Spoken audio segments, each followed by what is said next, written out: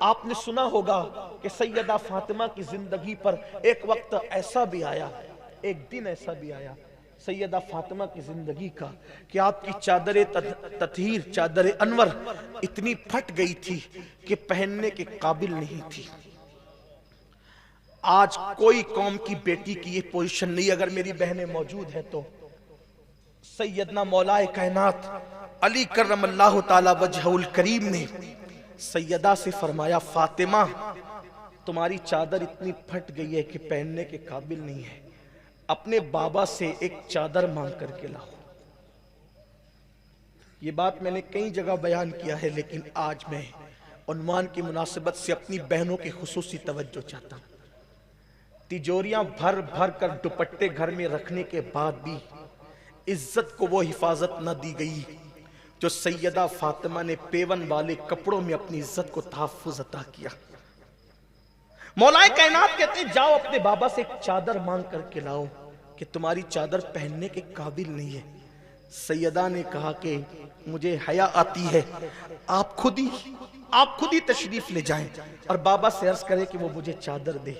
مولا کائنات گئے اور المختصر یہ کہ عرض کیا کہ آقا آپ کی شہزادی فاطمہ کی چادر اتنی پھٹ گئی اور بوسیدہ ہو گئی ہے کہ اوڑھنے کے قابل نہیں ہے، اگر آپ ایک چادر اس کو دے دیں تو وہ نئی چادر اوڑھ لے۔ میرے آقا نے فرمایا علی ابھی بدر اور احد کے یتیم آنے والے ہیں،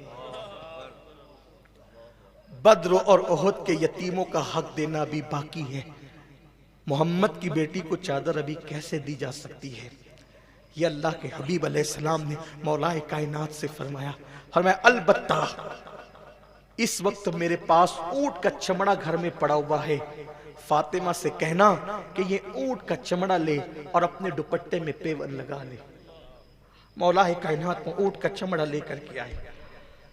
میں قوم کی ان بیٹیوں سے پوچھنا چاہتا ہوں جو صرف بائک پر بیٹھنے کے دھوکے میں، اچھے لباس کی لالچ میں پوری قوم کو بدنام کر رہی ہے، پوری قوم کی بیٹیوں کو بدنام کر رہی ہے۔ اور آپ سے بھی کہنا چاہتا ہوں مسلمان ہو تو کچھ تو مسلمان ہونے کا خیال کرو۔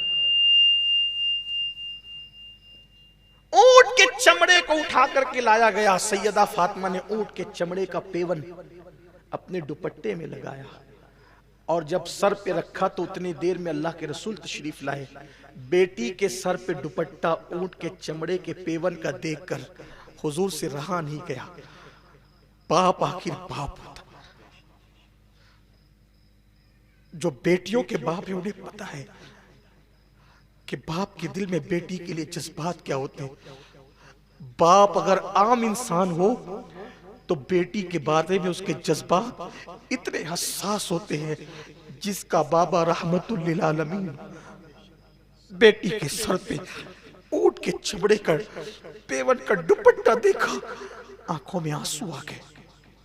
باپ کو روتا دیکھ کر سیدہ بھی رو پڑی، مولا کائنات بھی رو پڑے، حسنین کریمین بھی رو پڑے، پورا گھر رونے لگا۔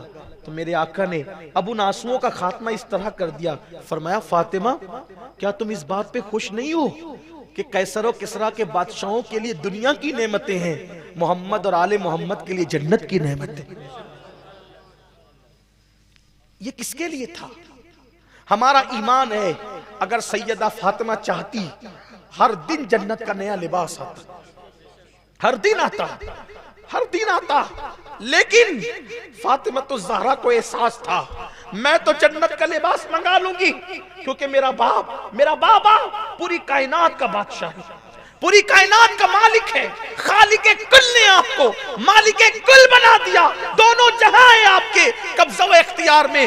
لیکن جب کوئی غریب، میرے بابا کی امت کی بیٹی کوئی غریب جب غربت کی چکی میں پسے گی تو وہ اپنے باپ سے کہے گی نبی نے تو اپنی بیٹی کو روزانہ نیا لباس دیا، تو نے کیا دیا؟ تو سیدہ اختیار کے باوجود چمڑے کے پیون والے دوپٹے کو اس لیے اوڑھ رہی ہے کہ اے امت کی خواتین، تم کتنی بھی غریب ہو جاؤ گی لیکن یہ وقت شاید تم پر کبھی نہیں آئے گا تو جب تمہارے جسم میں پیون والے کپڑے ہو تو تم پیون والے کپڑوں کی بنیاد پر کسی کے ہاتھ میں ہاتھ دے کر آبرو کا سودا مت کرنا، بلکہ پیون کے لباس کو فاطمہ کی سنت سمجھ کر کے دنیا کے سامنے پیش کر دینا۔ بی بی پاک نے پیون کے لباس کو اپنی سنت بنا کر غریبوں کی غربت پر سنت کا گویا کہ چادر ڈال دی ہے، سنت کی چادر ڈال دی ہے، سنت کے سانچے میں چھپا لیا ہے، سنت کے آئینے میں چھپا لیا ہے غریبوں کی غربت کو۔